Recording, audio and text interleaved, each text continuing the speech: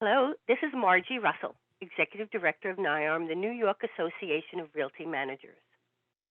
We are speaking to you today about a legislation that's working its way through New York State called Good Cause Eviction.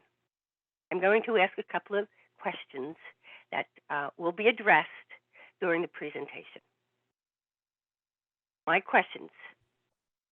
Good cause eviction is a misnomer. It is not a good cause. Good cause eviction, if passed through New York State, I believe will have a detrimental factor to the economic success of the citizens of New York State. Why? Because it puts in handcuffs the ability for someone who owns a building or private residence, the ability to within the current laws of New York State, to rent that space, to re-rent that space, to ask a tenant to leave at the end of their lease, and so forth.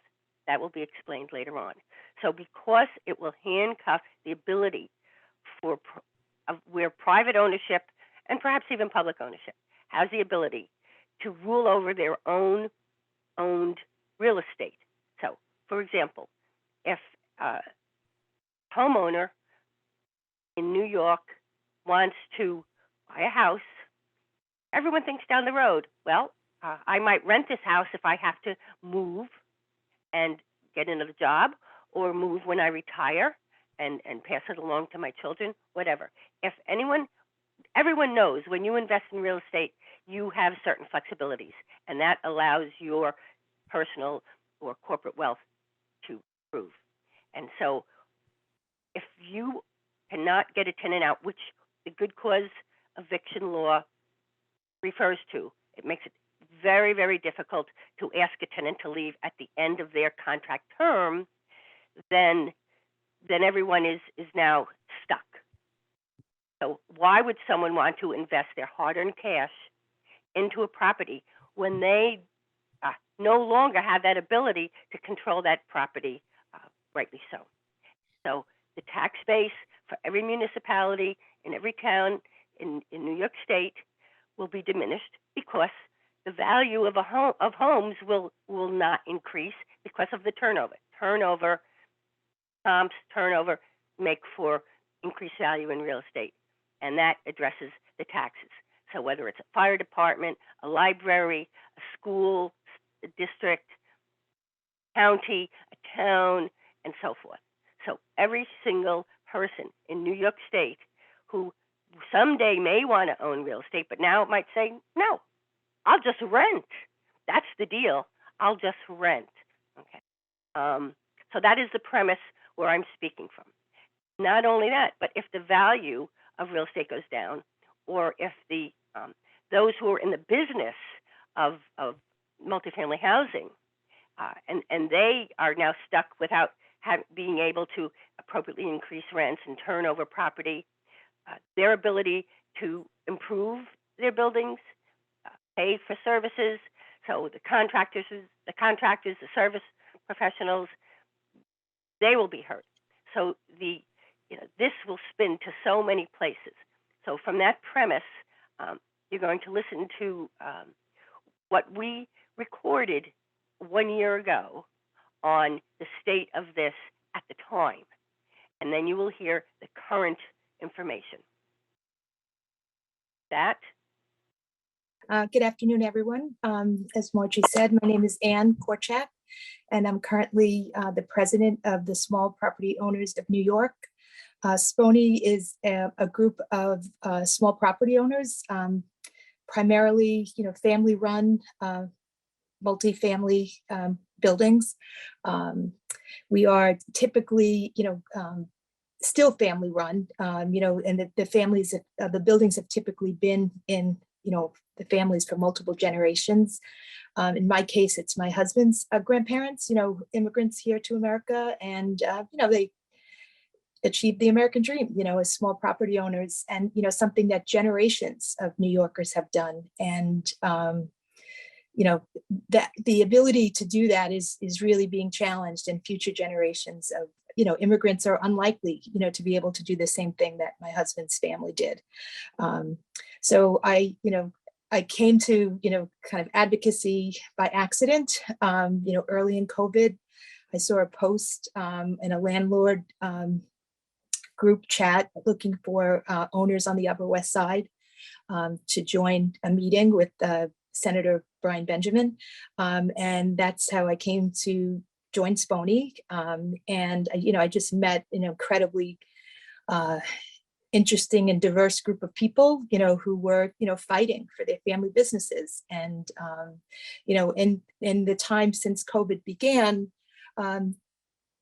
SPONY has probably met with, you know, we're coming up to close to 200 elected officials, you know, from the city council level, you know, up to, you know, staffers in Senator Gillibrand or Senator Schumer's offices.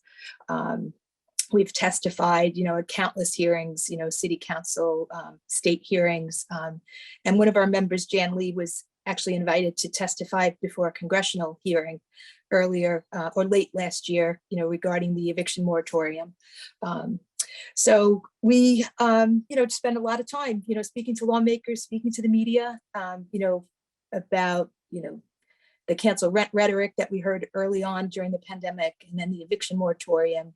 And very recently we pivoted, you know, to good cause eviction, you know, because we see this as a bill that will really just be, you know, kind of the straw that broke the camel's back, you know, particularly for the small property owners. So I'm, you know, super grateful to have this chance to, you know, to be part of this event today. And Margie, I thank you, you know, for putting this together and, you know, giving us the chance to kind of let other people in the industry know, you know, how important it is that we all kind of join forces and, you know, push back against this legislation that will impact, you know, all of us. Thank you, Ann. Thank you very much. Alexander, this is your time. If you could please tell us about your firm and your background, and then we are all anxiously waiting to hear what you have to say. Well, Margie, thank you for that introduction and for inviting me to speak here today to the group. It looks like a very robust group of people on the Zoom conference here. So I'm really eager to get started and to discuss this bill, although the prospect of this bill I'm not excited about, and neither, I gather, are most of you. So my name is Alexander Lycoyannis. You can call me Alex for short. I'm a partner at Rosenberg and Estes. We are I think the premier real estate law firm in New York City. Our offices are in Midtown Manhattan. I've been with the firm for 20 years, and I specialize in commercial and residential real estate litigation, including landlord-tenant litigation. This good cause eviction bill that we're all talking about today, it's been in the works for, you know, a while. It was first introduced a number of years ago in early iterations of the HSTPA, which is, you know, a whole nother thing that we could talk about. This was actually part of that. It was taken out before the final bill was passed. But essentially, what good cause eviction is, or what it's attempting to do, is it is attempting to impose what I would refer to as a draconian system of new system of rent regulation on almost all of what are currently free market apartments. So everyone, I'm sure most of us on the call know about the rent stabilization law. About 1 million or so apartments in the city are subject to it, and it has its own many rules and requirements and regulations that apply to those apartments. But there are about 1.6 million tenants in New York State that are residents of free market apartments. So just as is the case with commercial tenancies, free market residential tenancies are subject to the terms of the lease, and the rent that's paid is whatever the parties agree to in the lease document or otherwise in the rental agreement. So, and that's again the free market, the free bargain and exchange that we all engage in most sectors of our lives. But what this good cause eviction bill intends to do is it tends to destroy the free market of housing, or pretty much all of what remains of the free market in housing in New York State, and impose this new system that would be quite a change, and in a lot of ways it would be even stricter than rent stabilization. There's been, some misconceptions about what the law says that you might have heard about or read about, and I want to correct some of those today in the course of the discussion. I guess as a preliminary matter, there've also been maybe some misconceptions about whether this is already law or whether this is something that is in effect right now. It is not in effect right now. Right now, the bill has been introduced in the legislature. There was a hearing in the New York State Senate on January 7th, at which I testified in opposition to the bill. It has not moved. I'm not aware that any action has been taken on the bill in the Assembly. If you keep up with the news and you keep up with what's happening, it seems that this bill is being pushed by a very left-wing contingent in the Democratic Party. The Democratic leaders and the more moderate Democrats don't seem to be very eager to get on board with this bill. It remains to be seen how the politics develop over the coming months in the legislative session, which goes through June. But as of now, there's not been a lot of movement. My personal expectation is we're going to see the budget negotiations. I think that's going to dominate over the next number of months. And my best guess is that if there is going to be a real push for this, it's going to occur later on in the spring. But that's all subject to change at a moment's notice.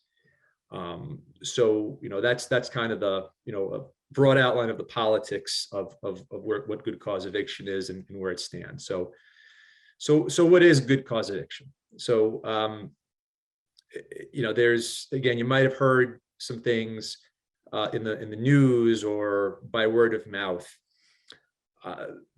What it says is that for a tenant in possession of what is currently a free market apartment, okay, there are 8 different bases or 8 different good causes for eviction. Unless one of those good causes are met, you cannot evict the tenant. And what's notable is that one of the 8 bases to evict is not expiration of the lease. So if you have a lease with a tenant, a 1-year lease that you signed on January 1st of this year, and this bill were to become law on June 30th of this year, when that lease expires December 31st and January 1st, 2023 comes around, you cannot commence a holdover proceeding against that tenant. Essentially, what this bill would do is it would essentially eradicate the concept of a lease. So if you have that lease, January 1st, 2023 comes around, but that tenant continues to pay the rent and doesn't cause an issue, doesn't cause a nuisance, doesn't smash walls or do anything offensive to anyone else, you have to continue renting to that tenant. Okay. So let's, I guess using that hypothetical tenant who signed the lease on January 1st of this year, let's look at some of the good causes for eviction. So the first basis for good cause is quite simply that the tenant failed to pay the rent that's due and owing. Okay, that seems pretty elementary. The landlord-tenant relationship is you have a tenant who pays rent in exchange for the right to occupy an apartment or another housing accommodation. It seems pretty elementary that if you don't pay the rent, you can't keep living there. Okay. But that obligation to pay rent is subject to a couple of what I would consider pretty onerous provisions. Number one, what the bill says is that the rent due and owing or any part thereof couldn't have resulted from a rent increase which is unreasonable. Okay, what does unreasonable mean? I don't know. The statute doesn't say, or the bill doesn't say. Who's going to decide what's unreasonable? Ultimately, a judge. Let's say you have this tenant in possession and you say to the tenant, okay, it's January 1st, 2023, your lease expires. I want to raise your rent by 1%. Okay, so the rent is $2,000. I want to raise it $20, 1%. So your rent's now going to be $2,020. Tenant says, no, I'm not paying that. That's an unreasonable rent increase. So you take the tenant to court and you say the tenant didn't pay $2,020. And the tenant says, no, I think that 1% rent increase is unreasonable. Okay. I think most judges would probably agree that 1% is not unreasonable. But the point is, you would have to hire an attorney if you own a building in the corporate form to make that case to a judge that your rent increase is not unreasonable. Okay.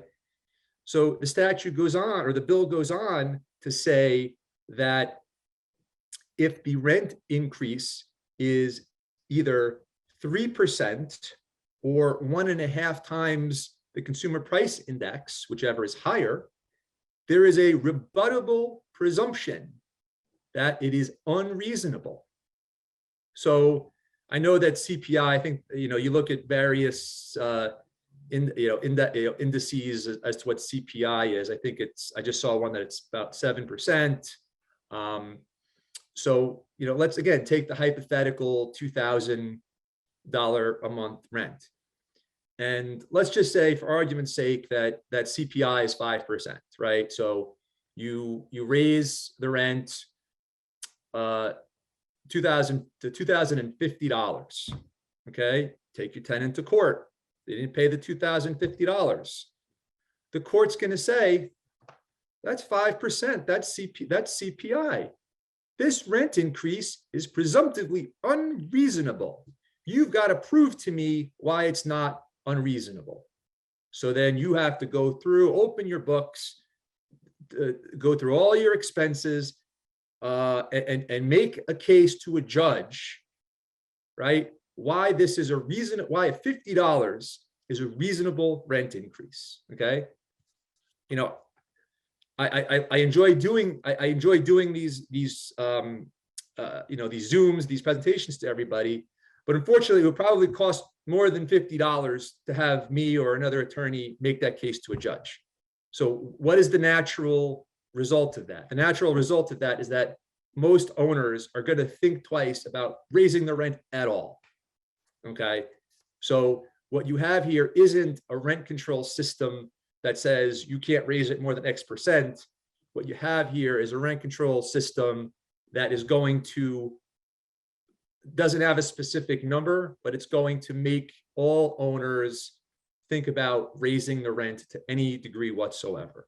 Okay, that the rent provision also states that in addition, it also gives the tenant a defense that in addition to the rent increase being unreasonable, it also says, or the rent increase was imposed for the purpose of circumventing the intent of this article. Again, the intent of the article is not defined. What does that mean? It means that even if you establish to the court that the rent increase is reasonable, the tenant can come back and say, no. Even the $50, even though it's reasonable, the owner's just trying to do this just to try to circumvent the intent of the article. So then the attorney again has to say, well, no, the intent of the article is whatever the parties argue it is. So again, what this is doing in this first provision, the most basic provision, is there are these little bombs that are waiting to be detonated, that are waiting to blow up in the owner's face when the owner tries to do something as basic as enforce the rent obligation. So it gets more interesting and worse from there. Another good cause basis is that the tenant's violating a substantial obligation of the tenancy other than the obligation to surrender possession.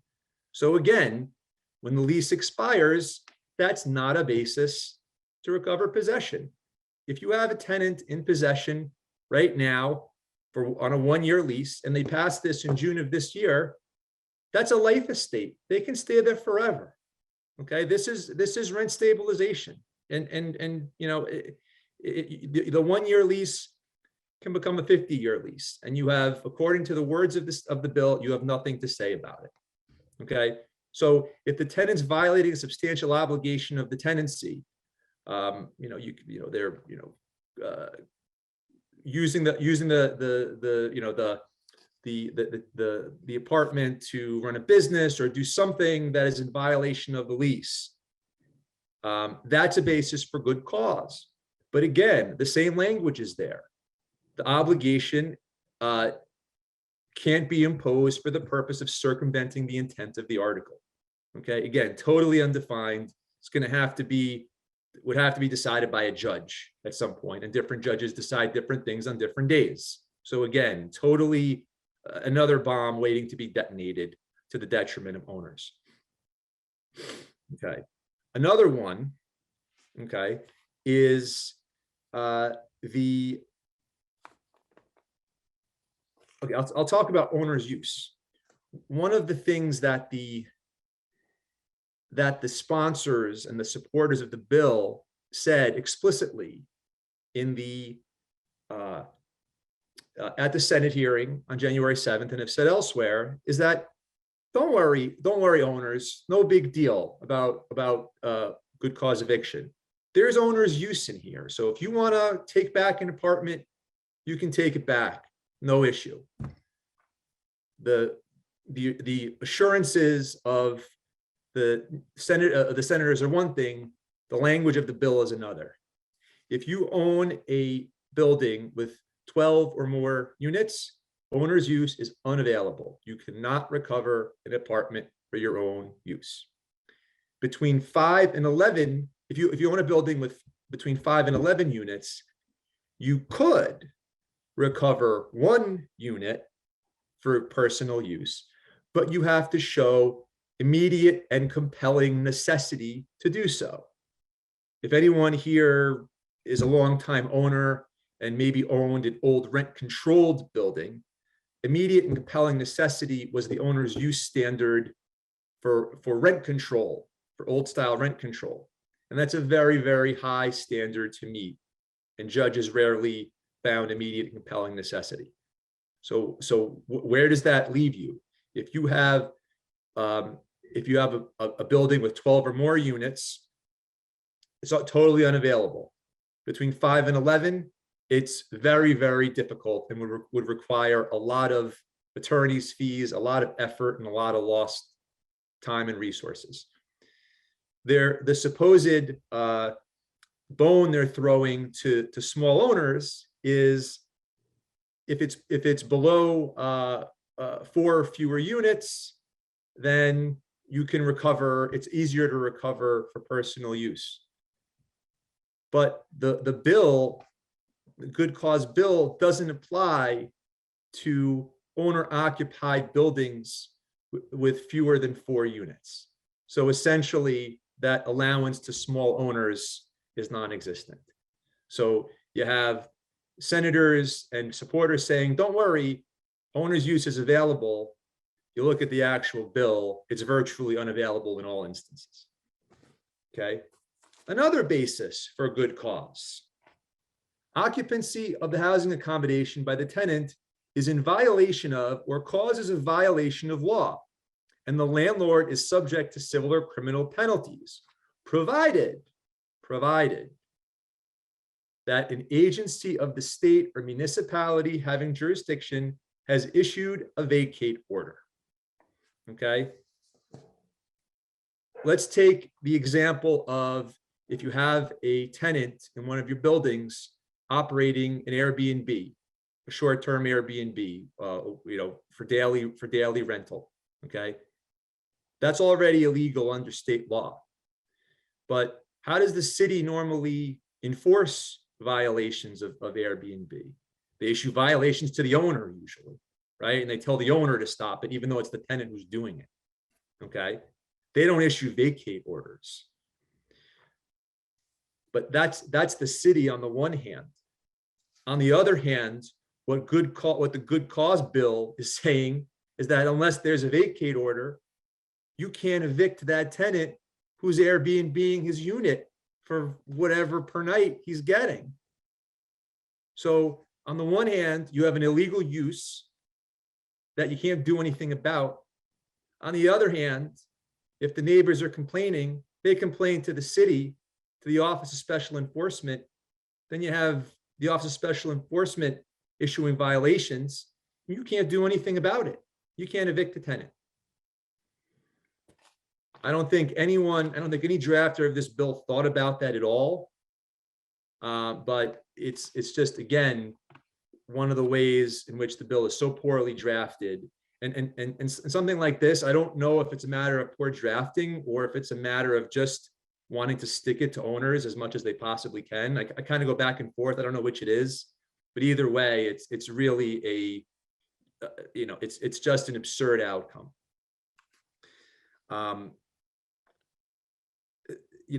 then if you look at the rest of the, there's a few others that I won't go into, but the bottom line with all of the supposed good cause bases is that to establish any of them, again, even if it's just non-payment of rent, you got to hire a lawyer, you got to go to court, you got to convince judges of what should be basic things in order to get your own real property back.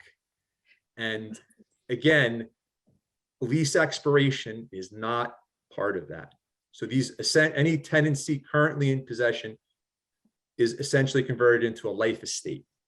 And Alex, can I ask you a question? Sure. Right. So, right. You've said you've been practicing for 20 years, right? So you're in and out of our courts all the time. So how would this, like the scenario you gave before, you get to the end of the lease term, you attempt to pass on, an increase as defined, in this bill. How do you see it playing out in court? Like, what would be, like, how long would a process take, for me as an owner to, deal with the judge to say, look, my increases have, my expenses have increased 8%. And that's why I'm asking for this rental increase. It's a good question, Ann. And the bottom line is it could take months and months and months. Right now, if anybody's in court right now, that things, even though the moratorium's over, everything is moving at a very, very slow pace. And the calendars are jammed and things are moving very slowly. So, and keep in mind another thing.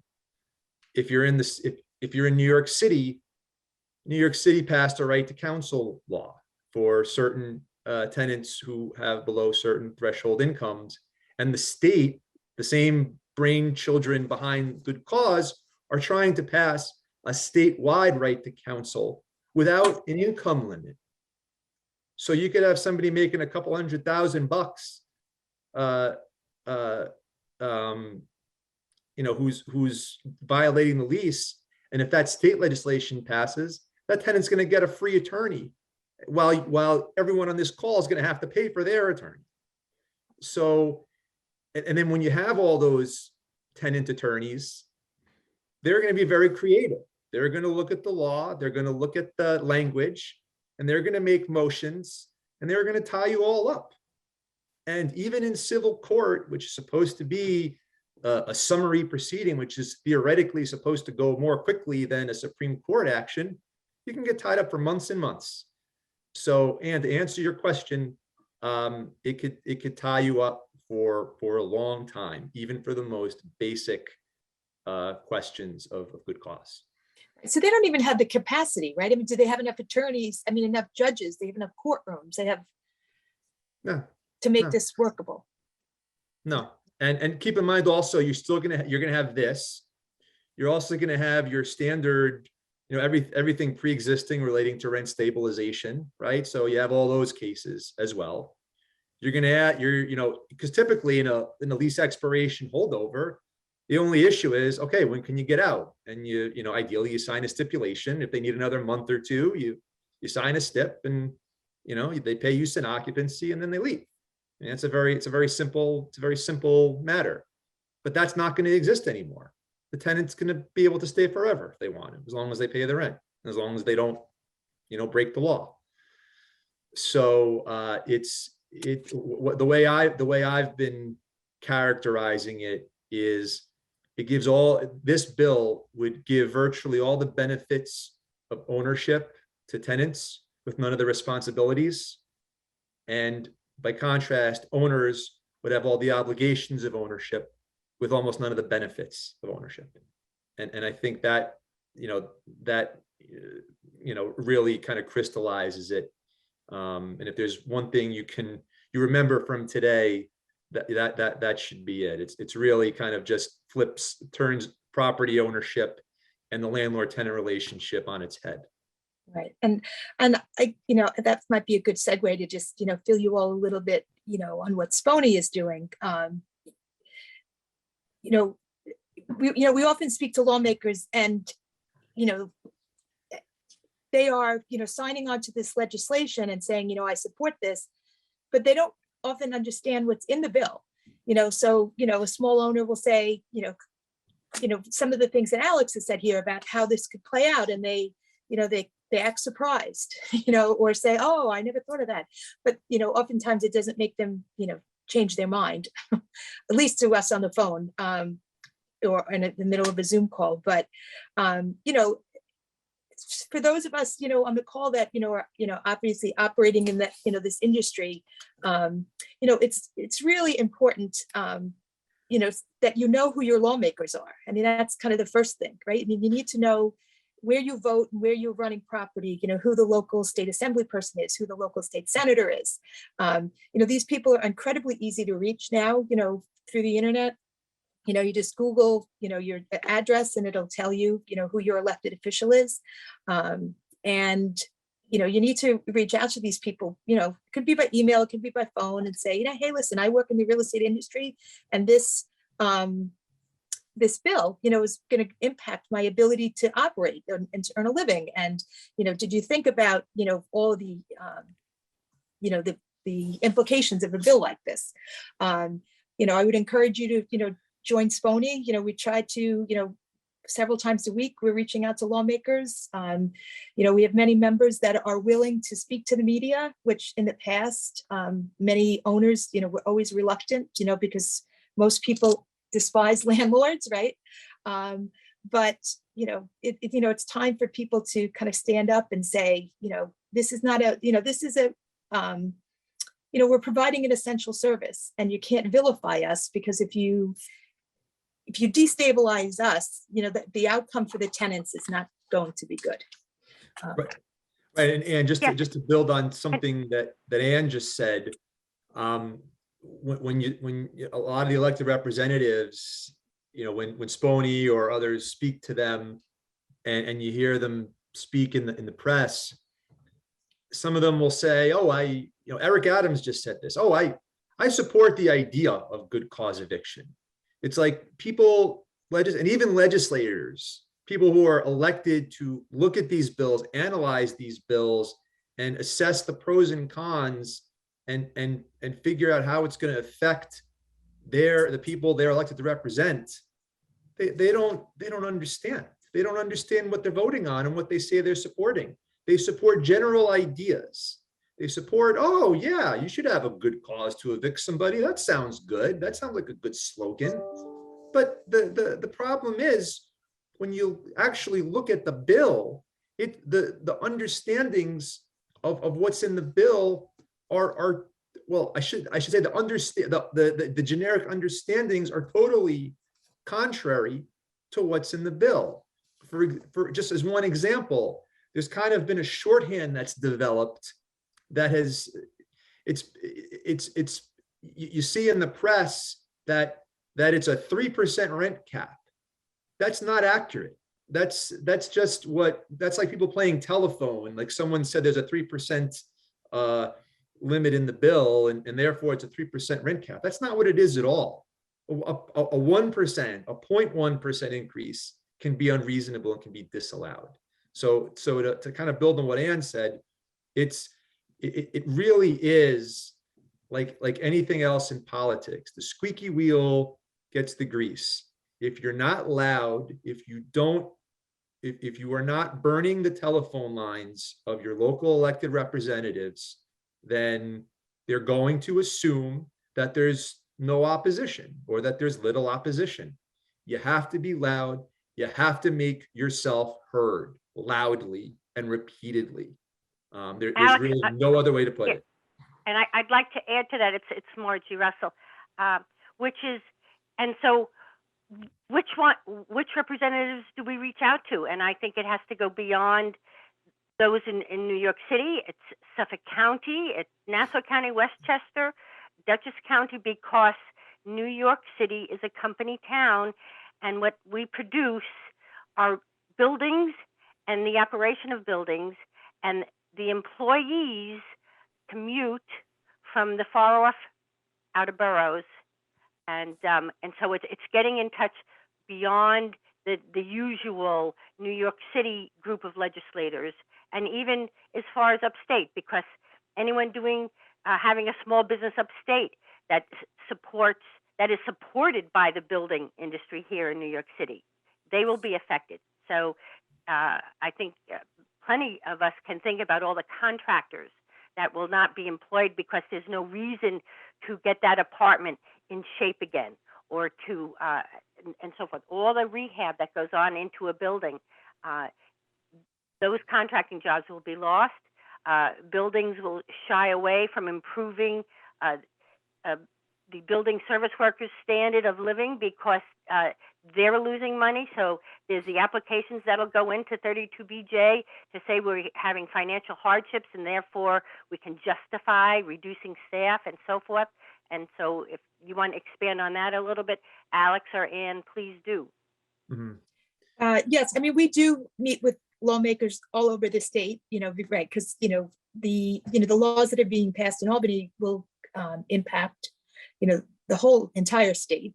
And, some people are a little more, those that are on the housing committee, I mean, I would say that's always a good place to reach out. If you Google, New York State Senate Housing Committee, the list of the, dozen members that are on the housing committee are all listed there. You'll see if it's you might notice your own state senator's name, or at least a name you recognize if, say, you live in Nassau County or Suffolk County and you see, a senator's name that you often see in the press.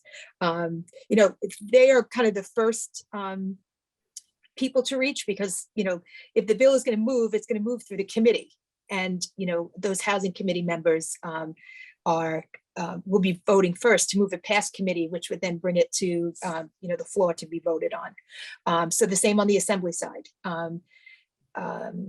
So that's a good place to start, but it's each member has would be voting on this if it comes to the floor. So it doesn't matter whether or not your local state senator or assembly person is on that committee. They need to know, that you are not in support of this bill. And I'm sorry, Ann. And yeah, I think we can pull the bill up, because there is a question, Alex, to make sure that everyone can see the bill, and we have it in chat. Yeah, it was somebody posted a question. I just saw, is this the bill? And it's right. S3082. So if you click on that link, that's the bill. One thing, just to build on what Ann and Margie have just said regarding pressure on legislators. One of the notable things that I saw when I testified was that a couple of the suburban Democratic senators from Long Island, Senator Kaplan and Senator Skoufis, were very concerned about the effect good cause would have on local tax revenues. Because if this were to become law, what would happen to local rental properties with current free market apartments? Their cash flow would go down, and therefore their assessed value would go down. And as a result of that, the tax assessed against those properties would go down. And what would that do? That would affect schools, that would affect police, fire, and all of the other local services that local governments and the towns in Long Island and Westchester and elsewhere in the state provide. So if anyone here is not in New York, well, whether you are in New York City or not, it applies to New York City also, but especially if you were in the suburbs, that I found it very notable that was a concern that was expressed by more than one senator. And if you live in Nassau County or Westchester or Suffolk or somewhere else, that I think would be a very good item to raise to your local assembly person and senator as a good reason to oppose a good cause eviction. Because if tax revenue goes down, that's somebody's going to have to make up for it somewhere. Somebody's got to pay the teachers, somebody's got to pay the police, somebody's got to pay all of the local pay for all the local government services. Alex, I have a question, since you just mentioned single family homes. So I own a single family home in Nassau County. If I have to leave, the state or the country for a couple of years to work, right? Mm-hmm. And I put a tenant in my home. Mm-hmm. And then, I return, right? So how easy is it going to be for me to get occupancy back? Okay, so let's break that down a little bit. So you have a single family home in Nassau County. Okay, so let's not to make everybody's eyes glass over, but I want to read a couple of definitions, right? Because all of these terms that are in the bill are defined. So the term housing accommodation means any residential premises, including a mobile home or land in a mobile home park. So I'm assuming no one here owns a mobile home. So if you just look at that first part, housing accommodation means any residential premises, period. Then if you look at applicability, if you look at to whom or to what provision, to what housing accommodations the bill applies, this article shall apply to all housing accommodations, meaning all residential premises, except owner occupied premises with less than 4 units. So, Anne, if you are renting a single family home, but you don't live there, I'm not occupying it. Eviction applies to that single family home. So if you go away for 2 years and you say, okay, I'm after those 2 years are up, and you say, I'm back, I want to live in my house again, and your tenant says, nah, I don't feel like leaving, your tenant is going to win in court. As absurd as that is. Absolutely right. Yeah, no, those are great points, Gregory. So a couple of things. First, those local municipalities upstate passed their own versions of good cause as a way to try to build momentum, right? Say, oh, look at all this. There's this groundswell of support. It's a movement that, you got to get on board because this is what all the cool people are doing, right? So they did it in Kingston and Poughkeepsie and the city of Albany and Ithaca, and you better get on board. You better get on the train or else it's going to run you over. A couple of problems, as you might imagine. There's a couple of problems with that analysis. Number one, and this actually again gets very technical. I actually wrote about this for the New York Law Journal in connection with the city's attempts last year to try to impose commercial rent control. But local municipalities in New York State do not have the power to enact local rent control legislation. And I believe the city of Beacon, and there's maybe one or two others, have kind of stepped back and said, whoa, I'm not so sure that we have the power to do this. And I believe also that the city of Albany's law is being challenged on that ground, among others. So, that's, it's something of a fly, or a whole family of flies in the ointment for the proponents of good cause eviction, right? And as far as the other lobbying activities, like I know I heard a couple of weeks ago that the tenant activists were banging drums outside of Kathy Hochul's office at 5 a.m. and, you better, this is, we want this, and we cannot, we can't live without it. There is an eviction crisis and you have to resolve it by passing good cause eviction. I look, at the end of the day, politicians, a lot of the Democratic politicians are in primaries. And if they feel like they need to bow to the left-wing base, if the polling is such that they feel vulnerable, that might increase the chances of this passing. One thing that I've kept hearing, I've heard more than once from different sources, is that the chances of good cause eviction passing hinge on whether Senator Brian Kavanaugh on the Housing Committee, whether he feels he needs to pass it to stave off the primary opponent to his left. If he feels like he needs it, then apparently this thing is going to become a law, and we're all going to suffer from it. And all of you on this call are going to have this inflicted on you so that Brian Kavanaugh can win a primary. Now, it sounds, for me to even say that, it just sounds completely absurd. But I've heard it from more than one person and from different sources, and that's kind of it's alarming that that's the level of what we're dealing with here. But unfortunately, that's what we're all subject to. Al, this is Margie Russell. So just to confirm, so this applies to single family homes as well, because that would mean then every single family homeowner could rise on this. If it's not owner occupied. Well, that's what I mean. But yeah, if it's not owner occupied, but it means, you buy a house, you always hope, like Ann said, you have the ability to go someplace and rent your house and come back to it whenever, it all works out. And so you lose that entire option. Mm-hmm.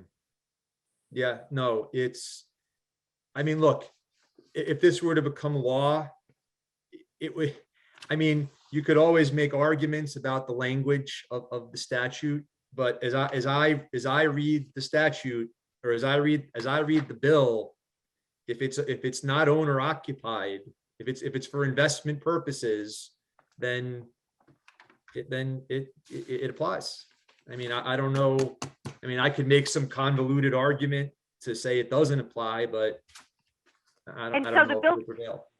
And so one of the building of wealth was a young couple starts out with a small property, a condo, a co-op, whatever. They move up to another one, rent that out. So that has been a basic building block of earning wealth from a very small beginning. And Margie, you're speaking, I guess, logically. You're speaking how I would guess most rational, normal people would think about real estate ownership. That's certainly how I've personally thought about it, and that's certainly how I think pretty much everyone on this in this Zoom has thought about it. But remember who the sponsor of this bill is. It is self-described socialist Julia Salazar, who stated in The Real Deal in 2019 words to the effect that owning private property is removing property from the collective. Okay, Oh. so in Julia Salazar's world, it is not an exaggeration. Again, I don't want to offend anybody politically. If anyone agrees with Julia Salazar, it's not my intent, but I think I'm just stating a fact that Julia Salazar would be very happy if the ideas of property ownership in Cuba or Venezuela or North Korea were imported to New York State. Yeah, you're right. We've had, a couple of very frustrating conversations with some lawmakers, particularly the last few months. And, some of the things that we've heard was, when asked this question, is there room for a private housing providers, in the housing sphere? And they say for now. And the reason they say for now is because they believe in this concept of decommodifying housing, so that, like the example I gave of my husband's family, immigrant, penniless, uneducated immigrants worked super hard and, were able to make a living as a landlord because the language barrier was not so tough. You figured out a way to communicate, right, with your tenants. You found an electrician and a plumber that spoke the same language as you. And that's how you kept your building running, and then you taught yourself how to do those things so that you could, do them on your own. And, in a world of decommodified housing, there's no room for all of us that are on this call, that are, running property, because, if it becomes decommodified, there's going to be no room for, those of you that are on this call that are running your own property management firms, because it's going to be these corrupt, third party, supposed nonprofit groups, that will run all the property that now belongs to the collective. And it's kind of like a NYCHA model. And we know, what NYCHA housing looks like, as opposed to, the decent, quality housing that we are all owning or operating. I think Joyce Holland wants to add something to this concept. Joyce, you need to unmute yourself. Yeah. Hi. Good afternoon, everyone. So, there were a few things that I wanted to address, from all the comments. And first of all, the wealth disparity for minorities, I need to speak to. So the Black, Latino, Chinese are just getting in this game, if you will, in the last 100 years or so. And immigrants. So my family has owned property for, I think I want to say 70, 80 years, generational wealth we're talking about. And what is happening slowly but surely, we're being lopped off at the knees, and we're not able to maintain. I know personally several owners, Black and Latino owners, who are on the verge of losing their property. This will seal the deal in terms of removing them from generational wealth. That's the first thing that I'd like to address. The face of ownership is always white, and that's not the fact. Everyone's not white who is an owner. And what they're trying to purport is that owners are, taking advantage of minorities. And that's simply not the case. So let's, be clear about what all of these laws, including first of all, the law from June 2019, the ASTPA laws, which was the beginning of the bloodletting. let's be clear that what is intended is to take us out of our wealth, or well, say, I don't want to say wealth because as we all know, we're not wealthy, but it's to remove us. So let's be clear about that. And I think that that's what I'd like to address. And by the way, I am a SPONY member and a board member of SPONY. And so that's one of the major reasons why Margie asked me to speak. Margie? Yes, thank you. Thank you, Joyce. I'd like to call on Andrew Gross from Ogden Properties. Hi there. Has there, do you know if there's been any mention of a public hearing, or have there been public hearings regarding this bill? Yes, there was a public hearing on January 7th. I testified at it, and if you are interested, I can. It might take me a minute, but I can pull it up and send you a YouTube video. I mean, it's only of my testimony and my questions, but I can at least give you a flavor of what I said, as well as the my written testimony that I submitted afterwards. But there was it was an all-day hearing. Right, and it is on the state website. It The is, state okay. Senate, yeah, they record all of their hearings. So, it's under the Housing Committee, and the date, as Alex said, was January 7th. So you could find it. And right, it was 8 or 9 hours, I think. Yeah. Right. And we had a It was. SPONY member, that testified as well. And then later that day, was attacked on Twitter by, a state senator, on her own personal Twitter account. She came after him. And, that was chilling, right? I mean, if you're a resident of the state, a business owner, speaking out, to elected officials about how this bill would impact your business, and that's what happens. And that's why landlords, owners are often very reluctant, to speak publicly, either to the media or to lawmakers, because, they can turn on you, right? And your reputation and your livelihood are impacted. And just to build also at that hearing, to build on one thing Joyce mentioned when she just spoke, one of the advocates for good cause eviction, I mean, maybe it shouldn't have been shocking, but it was very shocking to me to hear, to actually say that good cause eviction should be a form of retribution against white landlords. Like, she explicitly said this.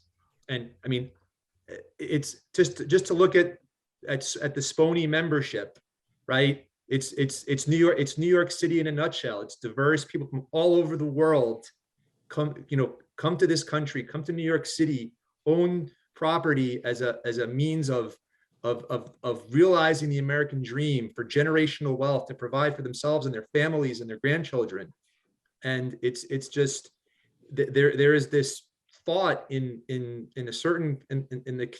thought process that we're just gonna stick it to this straw man that we're gonna imagine, and it's just again shouldn't have been shocking, but it was. I'd like to take one more question. If EBD would identify yourself, your name and your company, please make your comment or question. Yeah, no, thank you very much. It's Eric Dillenberger from SPONY as well. And I wanted to address some things that I saw in the chat. Somebody made a comment that they said downstate legislators don't really care about owners' property rights. And I can tell you that that might be the case. But there are plenty of districts where they do. And the big thing that they do care about is being reelected. Like Alex said, Brian Kavanaugh is being primaried, and everybody's acutely aware of the pressure that the primaries are going to put on these people. The primaries this year are June 28th. I think I'm not positive on the absolute deadline for registering. I think it might be the 3rd of June if you aren't already registered with a party.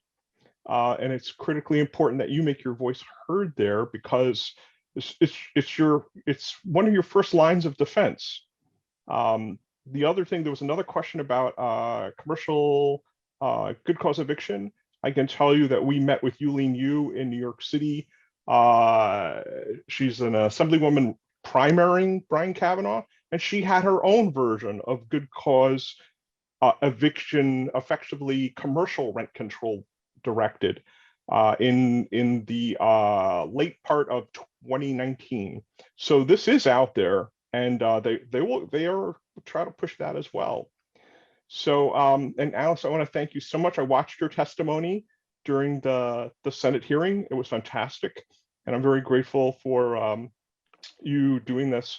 I do think a question for you, and that is RSA, the Rent Stabilization Association, at some point termed good cause eviction universal rent control. Do you think that's a fair name for it? Well, Eric, first of all, thanks for the kind words. Yes, I do think that's fair. And I think I may have gone into this a little bit when I spoke earlier. It's not rent control in the sense that the Rent Guidelines Board comes out every year with 1% and 2% increases and says, okay, well, you can only raise it this much for a 1 year, this much for a 2 year. It's not rent control in that way, or what you would normally think about in terms of rent control, of there being a hard cap. It's rent control in that no rent increase can be unreasonable, and unreasonable is totally undefined. It does have the 3%, 1.5 times CPA standard for there being a rebuttable presumption. Theoretically, an owner could overcome that if there was, the roof collapsed or something happened and they needed to raise the rent to pay for it. But it is rent control in that you are not free to raise the rent to what the market will bear. And you have to always think about, even for the smallest rent increase, do I want to set aside attorney's fees and resources and time to have to justify this increase? Or is it simply better to just leave the rent at the current level so I don't have to deal with the headache? So to answer your question, it's not rent control in the traditional sense, but it absolutely is rent control. I do have a follow-on question for the general membership here, which was raised by I have several family members who are both active and in reserve military duty. And they pointed out to me that good cause eviction would affect them disproportionately in a bad way. I don't know how many of you guys have family members that are in the military or either in the reserves or active, but they pointed out to me that often they would get posted to remote locations away from where they bought their houses at almost no notice. And their only recourse was to rent their home. And then they were either on military base housing in the place where they got posted, or in some cases, if they weren't married, bachelor officer quarters. And he explained to me, he said, these guys have no idea what's coming for them. This is a terrible thing. Eric, that is such a very good point. And it goes to every owner, private homeowner in New York State, because it freezes them. It freezes them from movement, and it's going to turn the value of every private home in New York State down. So even if someone says, doesn't affect me, I'm not ever going to rent my house and I'm going to stay here till I die. Well, the value of your home will shoot down, because the value of all the homes across the board will make them less viable as a real estate investment. And so I think that is a real big picture that we have to look at. Even if you want to stay in your home for the rest of your life, what you are looking to turn over to your offspring, or to do reverse mortgages so you can live there, the value will be less. And so it is going to affect every single New Yorker who either hopes to own or does already. And Eric, that's, we talked earlier about reaching out to elected representatives, that's the type of sympathetic story that should get the attention of someone who maybe is on the fence or doesn't really care one way or another. But when they hear a story like that, that could very well could cause someone to say, hey, wait a minute, what the heck is this about? What are you talking about? Like, that would really happen? Like, I got to look at this. This is absurd. So I think those are the kinds of stories that need to be out in circulation, that need to be in articles, that need to be on blog posts, that need to be, in chat rooms like that. Those kinds of stories have to be out and in the general circulation, and they have to be known by the elected representatives. Hi, thanks, Margie. It's Alex Lycoyannis at Rosenberg and Estes. Continuing from part one last year, I've been following the good cause bill, for some time now, and everything we said in part one is still accurate. The substance of the language hasn't changed from last year to now. The main differences at this point are the political dynamics. So since last year, we've had an election. This past November, Governor Hochul was reelected by less than you would think in a blue state. She only won by about 5 points. But the legislature is still solidly in Democratic hands. And now, again, as we're in the new legislative session running from January to June, the good cause is it's a priority. I would probably call it priority number one of many of the progressive Democrats and the tenant activists. Between now and June, they really want to see this passed.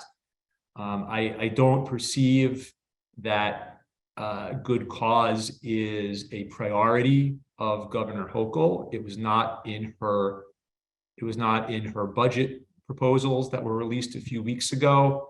Whenever she's been asked about it, she has demurred, has not really said anything about it. We have the statement last year from the Senate Majority Leader, Andrea Stewart-Cousins, which to my knowledge is still in effect, that good cause will not pass. If it does pass, will not pass in its current form. We also have the governor's housing proposals that were released as part of her budget a few weeks ago.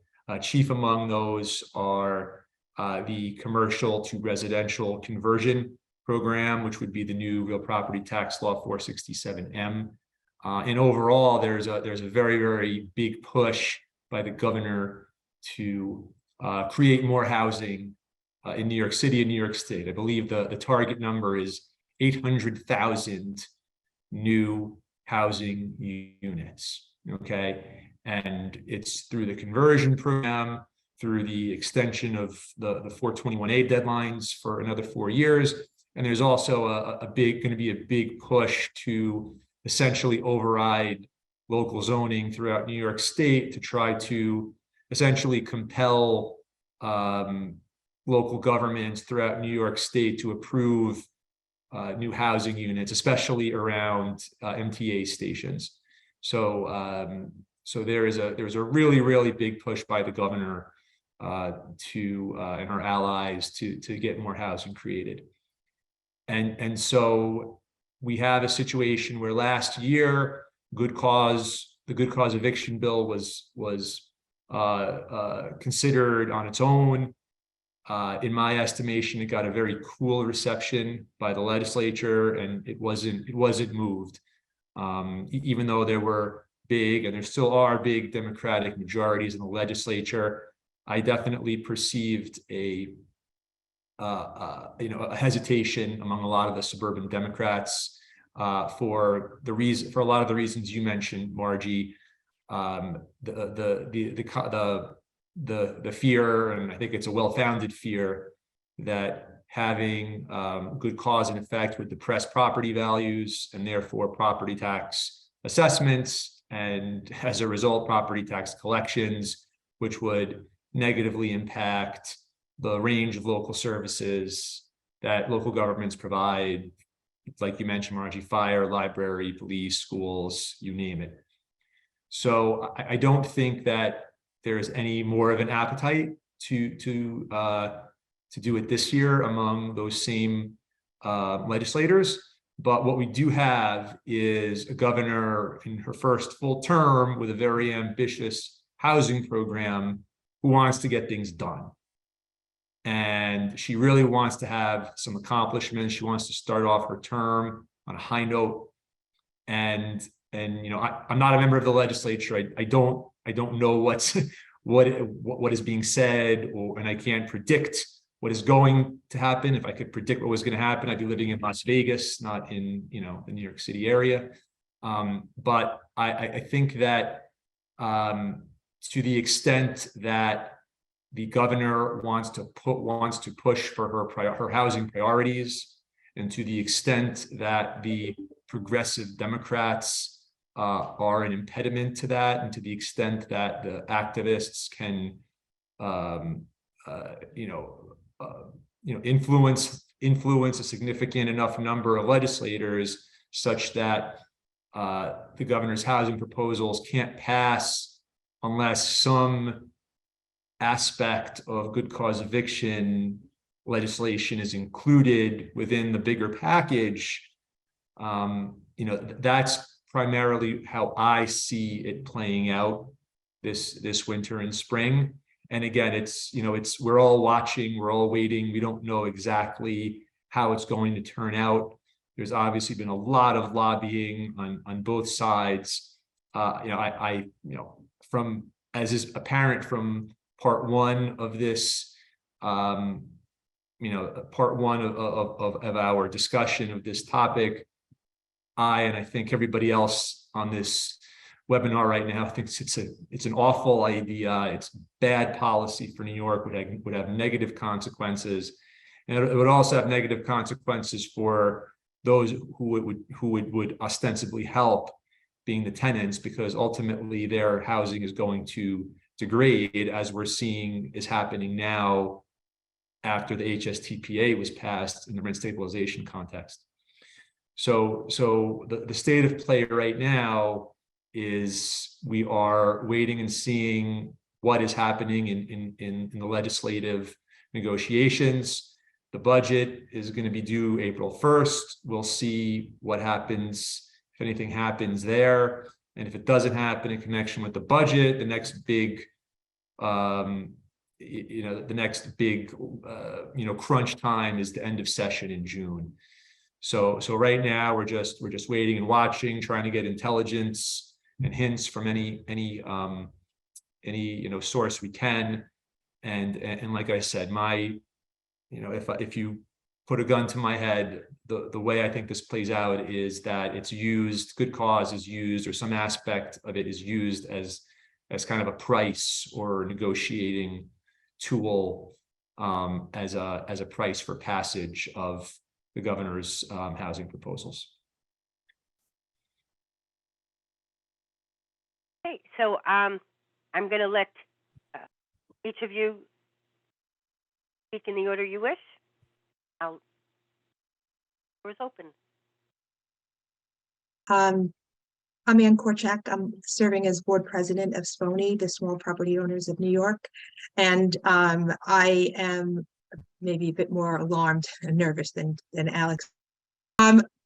We're very nervous at SPONY, a lot of small property owners. We've spoken to many lawmakers, and there seems to be a real desire among some of the very progressive lawmakers to pass good cause eviction, and the impact, I think, would first be felt among the small owners.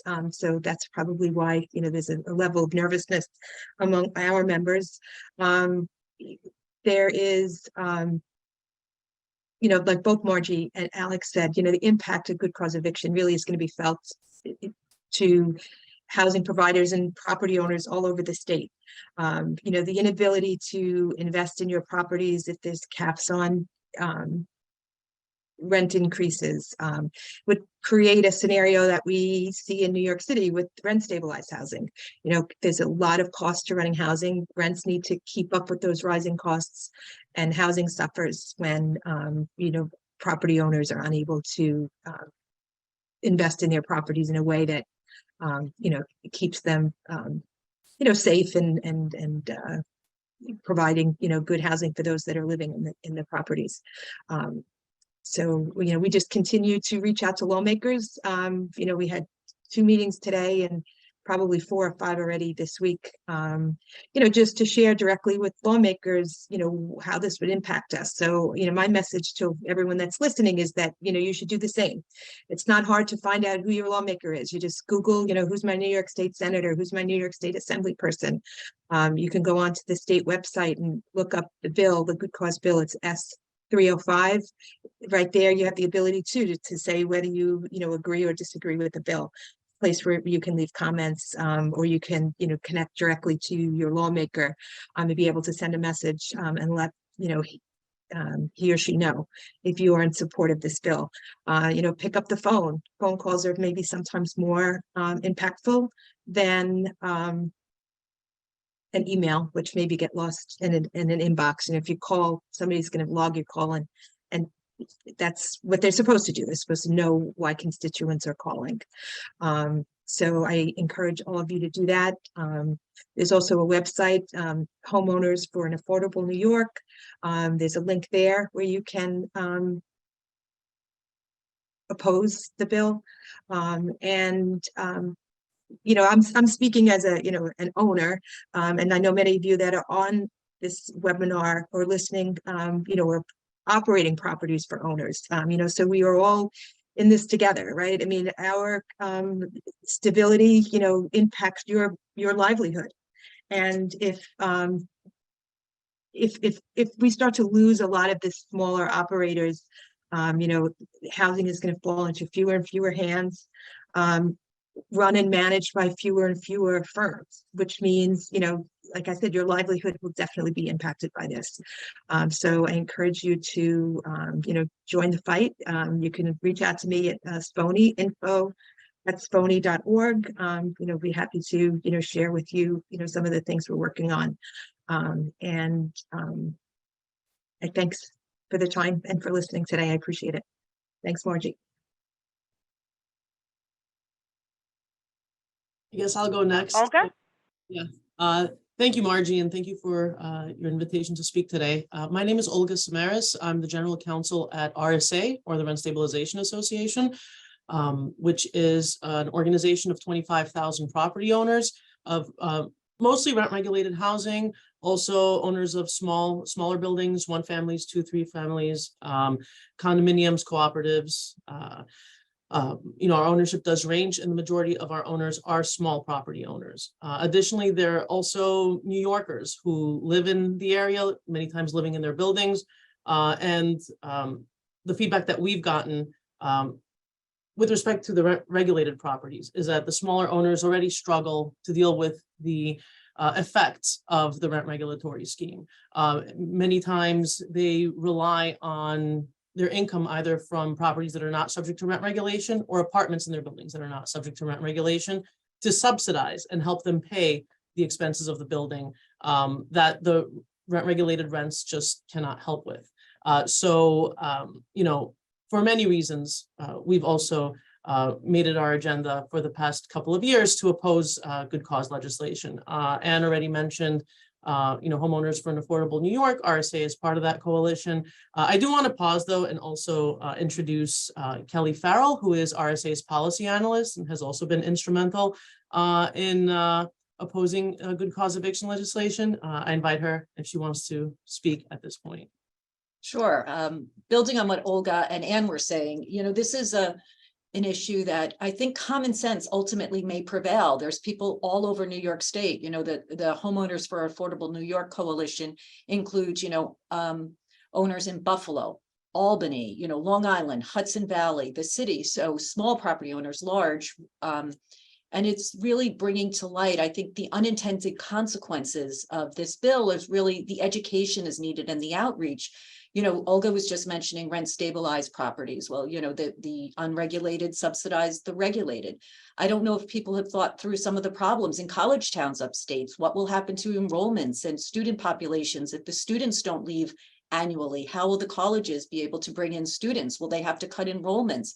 There's a lot of things that I think pragmatically, once the legislators are educated, they may think twice. At the end of the last hour, Joyce was speaking about the impact on building generational wealth and how people can enter the market. All of these are the unintended impacts. And I think with time, if this is, you know, the outreach that's being done is really important, because learning and thinking through all of these topics really may make a difference, and I think can be quite impactful as we go into this session.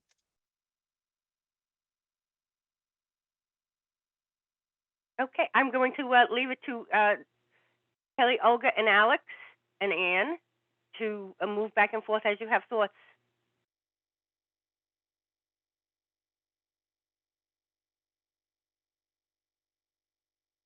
I was just going to maybe ask Olga if you could explain to the viewers, you know, what's happening with more local good cause eviction legislation, because there's a lot of things that have local laws that have passed in court cases, and maybe what the impact would be, you know, on this push for statewide good cause eviction. Sure. So, you know, there have been local governments that have passed their own versions of good cause eviction statutes. So the city of Albany, city of Newburgh, I believe Kingston, I may be forgetting a couple of others, but those are the main three I can think of right now, passed local good cause eviction statutes that would apply only to those cities. The city of the landlords in the city of Albany and in the city of Newburgh filed court challenges in their county's Supreme Courts, and they both won. The city of Albany case is Pusatera versus City of Albany. They prevailed, and they actually that case was appealed to the Appellate Division, 3rd Department, and I want to say yesterday there was a decision from the 3rd Department affirming the Supreme Court's finding that a local good cause statute is preempted by state law. So there is state law. The RPL and the RPAPL both provide for methods where a landlord can terminate a tenant who either has an expired lease or has been renting month to month. And it was found that these local good cause statutes that are passed by local city governments would run afoul of these state laws that provide landlords with that right. So that concept is called, you know, preemption. So the local statute was found to be preempted by state law. Probably the Newburgh case is going to end up that way too, since I think it's also being appealed at the Appellate Division. The city of Kingston never filed a challenge, although I did read recently that the head of their homeowners group there, the Hudson Valley Property Owners Association, did call for the city of Kingston to repeal their good cause statute. You know, given the decisions that have come down from the courts, that it's pretty clear it's preempted by state law. I think that a result of that is probably going to be that advocates will push for, you know, for good cause to pass statewide, since their attempts to have it pass on a, you know, locale to locale level have failed so far. Speaking of Kingston, there was also a recent decision. It's not really related to good cause, but with respect to, you know, their adoption of rent regulation. There was a decision recently in Hudson Valley Property Owners Association versus City of Kingston, where they challenged both the opting into rent regulation as well as the Rent Guidelines Board order, which rolled back the rents by 16%, limiting them to a 16% increase for vacancy rents from 2019 to 2022, and also rolling back a future rent increase to 15% lower, meaning that if you renew your lease going forward for 1 or 2 years, it would be the rent would go down by 15% rather than getting a rent increase. So their opting into rent regulation was upheld by their Supreme Court, by the Supreme Court judge in that case, but the RGB orders were vacated, and their RGB is going to have to meet some point in the future to decide what the rent increases are going to be in line with that decision. I would say that that's kind of a very good segue into what some of the unintended consequences of this law is going to be. Right now, there are certain properties that are not subject to regulation. So, you know, once they are subject to regulation, what the state is going to pass in the future to further regulate those properties is unforeseen, right? And at that point, once it's regulated, you really don't know if you're going to be limited to whatever the increases are on the bill, because somebody's going to come along maybe in 10 years from now and try and change that even further, just as happened with the HSTPA, which I think everybody on this call would probably agree is overreach, right? It went too far. You know, in their challenge to rent regulation, you know, maybe about 12 or 13 years ago in the Harmon case, the state argued that rent regulation was not a taking because property owners could still, you know, decontrol properties upon vacancy, or were entitled to vacancy increases. You know, that's no longer the case, right? 12 or 13 years later. And that was the position that the state argued, to say that rent regulation had not risen to the level of a taking. So, you know, I would caution or try to educate legislators on, you know, the unforeseeable effects on property ownership in the state as a result of now regulating additional housing. So. And don't you think, Olga, that even in this, where they talk about the, you know, it would be unreasonable deemed at 3% or 1.5, what if the CPI went down for a year? Could someone go to court then and argue that perhaps the rents need to be lowered, or there's no, any increase is unreasonable if perhaps inflation is lower? Alex, Olga, maybe you want to speak to that. What would that mean? Could anyone go to court and challenge any increase as a result of this law? Yeah, so Kelly, thanks for that question. And that's one of the things that I've been, you know, really trying to raise the alarm on. One item that I think really isn't getting enough press in the discussion about, and I'll get to that in a second, Kelly, but one item, just to build on something that Olga just said, one item that's not getting enough press is in what are currently free market apartments, where good cause would apply to virtually all of them. The concept of a lease, the concept that you could sign a lease with someone for 1 year or 2 years or whatever it might be, that would be abolished. Okay, so let's say that you sign a lease for 1 year and then good cause passes during that 1 year. That person's allowed to stay forever. It's for their entire lives. Okay, unless they don't pay the rent, unless they fall within one of the very narrow good cause you know, exceptions where you could evict them. That they have essentially have a life estate, which basically turns property ownership on its head, where the owner now essentially is just like Con Ed, just a public utility, and the tenant can put his or her feet back and stay there for as long as he or she wants for the rest of his or her life. Okay, so as far as the point that Kelly just made about unreasonable, about challenging an unreasonable rent increase, if you look at the statute specifically, yes, there is a provision that says that a rent increase of more than 3% is presumptively unreasonable, meaning, or 3% or 1.5 times the CPI, whichever is higher, is presumptively unreasonable. Implicitly saying that if it's below that, it's presumptively reasonable. Okay, but to Kelly's point, nothing is stopping a tenant from challenging any rent increase at any time.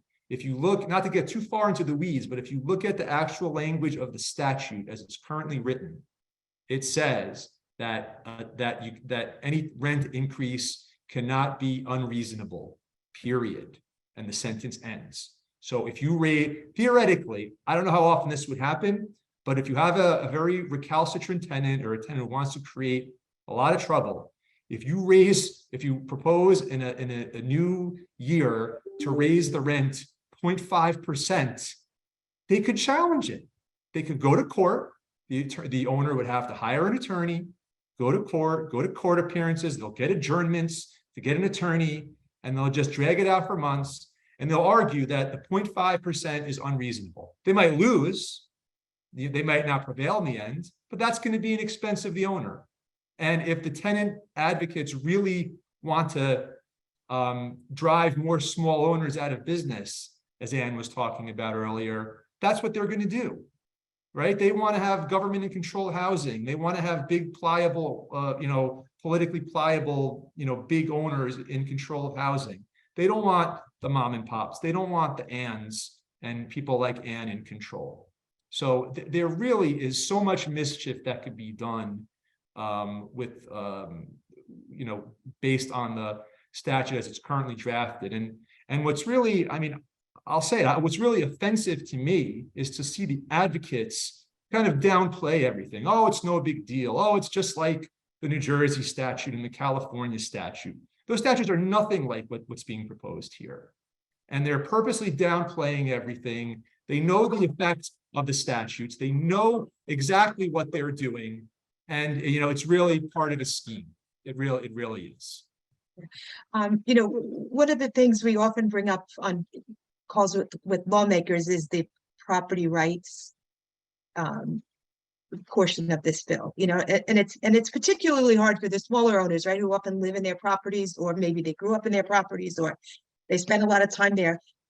The smaller buildings are so much different, right, than these big giant towers, right, with several hundred units.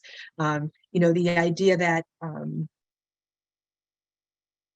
the owner of a property is kind of ceding a lot of their property rights really, hits a chord with a lot of small owners. So I think, you three attorneys on this call, maybe you can explain to the viewers like what the impact on personal property rights is, under good cause eviction.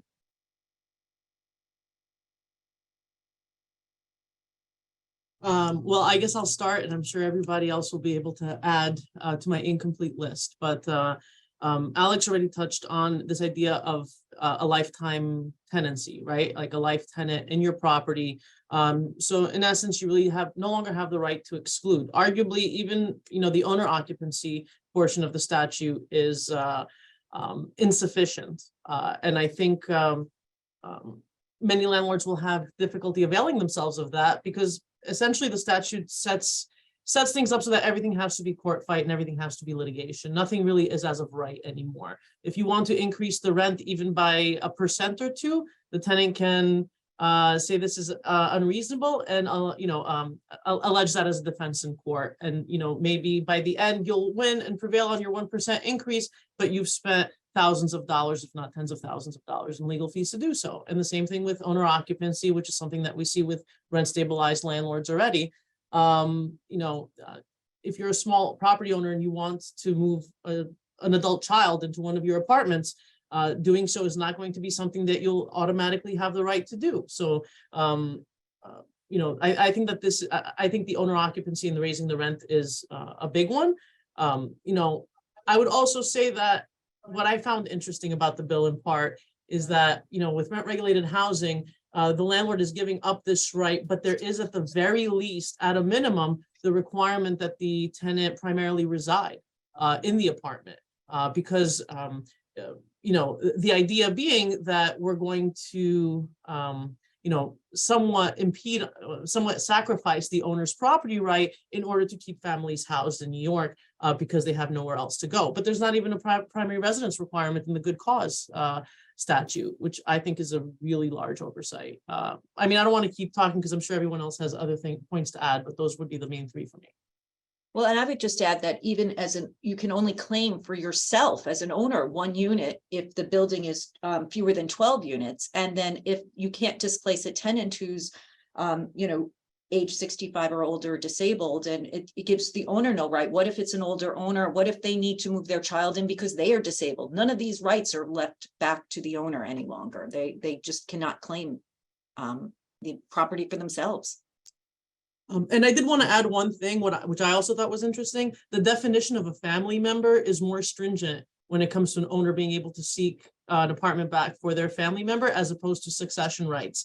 And right, where everybody and their neighbor is allowed to have succession, right? Yeah, I mean, it's not even really like really familial anymore. Now, if you just establish some sort of familiar relationship, that's enough to succeed to a rent stabilized apartment. But for purposes of moving like your own family member in, it's limited to, I think, four categories. I don't have the bill in front of me. Yeah, and just to, you know, cap off this owner's, you know, this owner occupancy topic.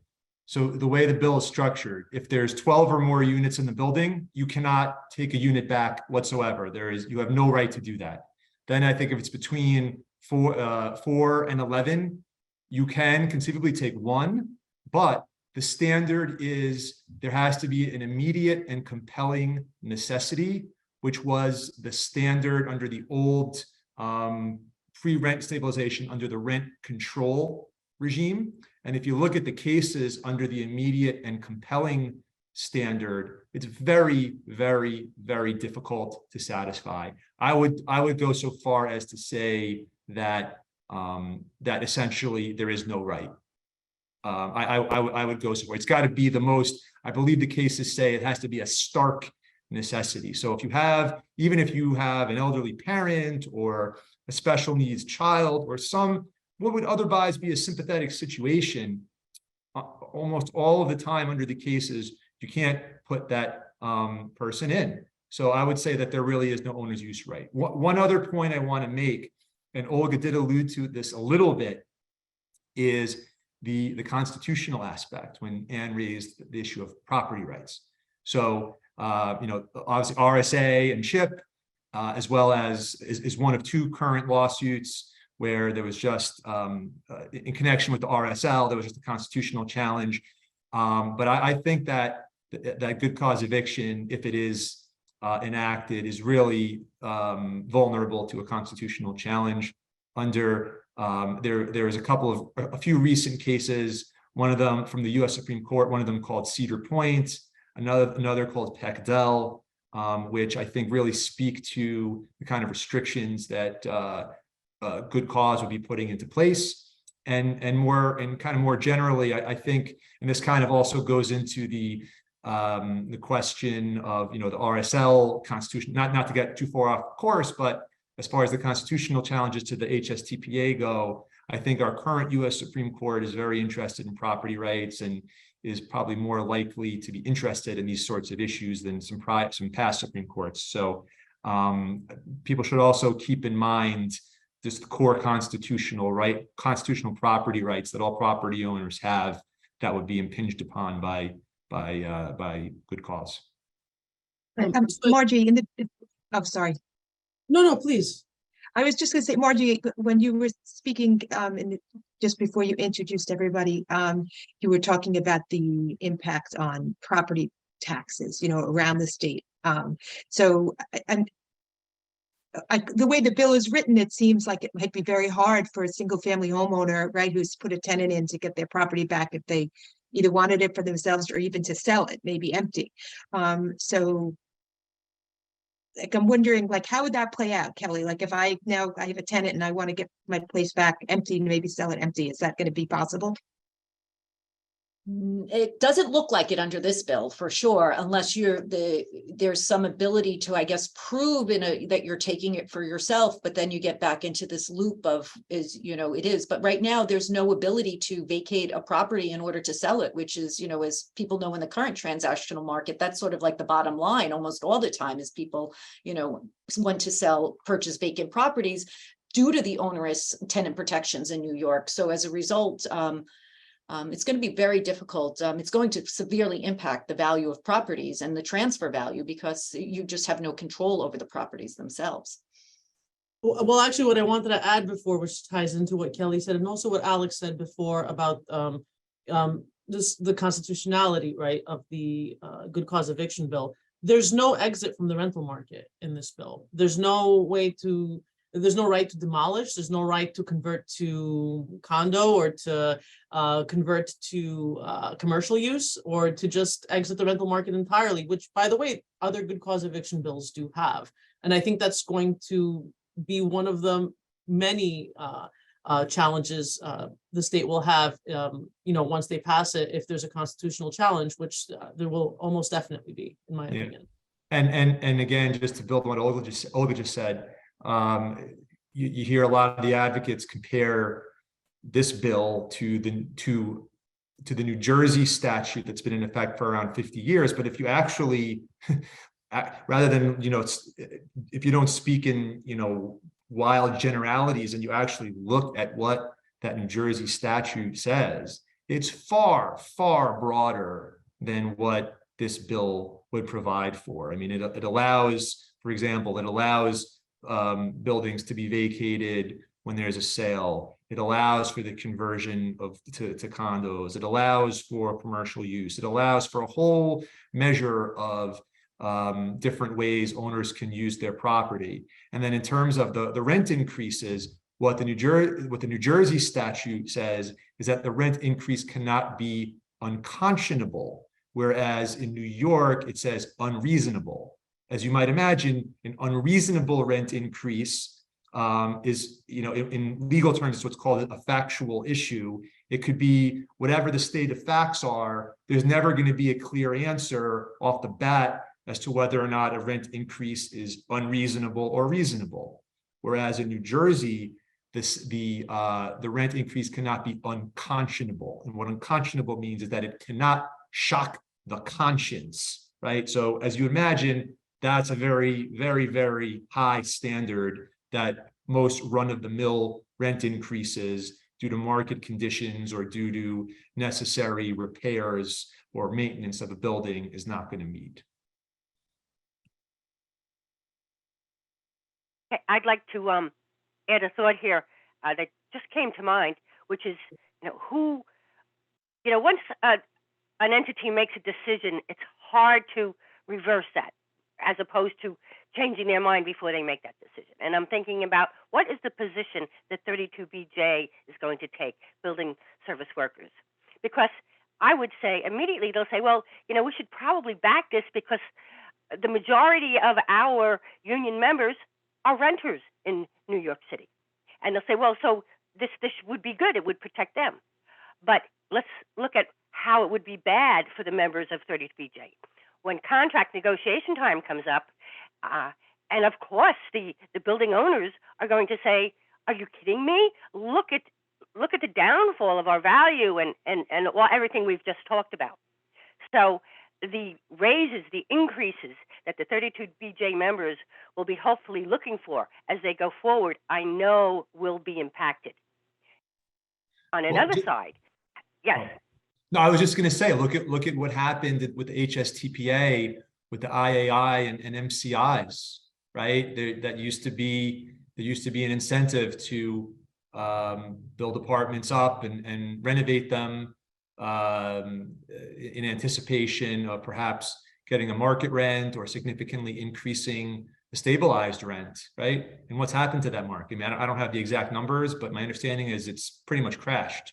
So if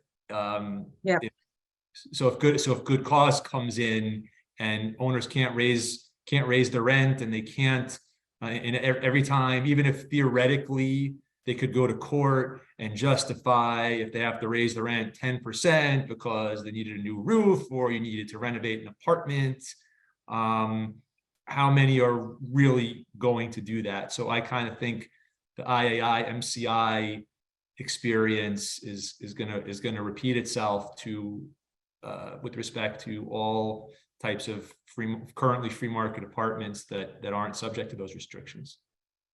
Right, and so taking the 32BJ example a step further, 32BJ, I don't even know that they realized how they greatly improved the generational wealth of their members, and this is how it's happened. They have one of the best trade schools that I've ever seen. And so now, yes, the superintendents of buildings, they have a free apartment, but all the other workers, and then to include the superintendents, use the skills that they learn at the union school, all the technical skills, to go home in their neighborhood and buy a 2-family house, a 3-family house, and move up. There are so many doormen and handymen and porters who I talk to, And they're so proud that they own a couple of these. They've gotten into this small building investment because they have the skills. They can move their family in. They're their own superintendent. At the same time, they're a doorman at a building somewhere in Manhattan. And so the generational wealth that has been built by 32 BJ members who have taken advantage of the technical skills at that union school is great. And it's an unknown number or even experience that we don't even realize. And You're right, Margie. You know, generations of, you know, immigrants that came to New York, you know, bought property, right? And because even with the language barrier, people understood, right, that the value of home ownership.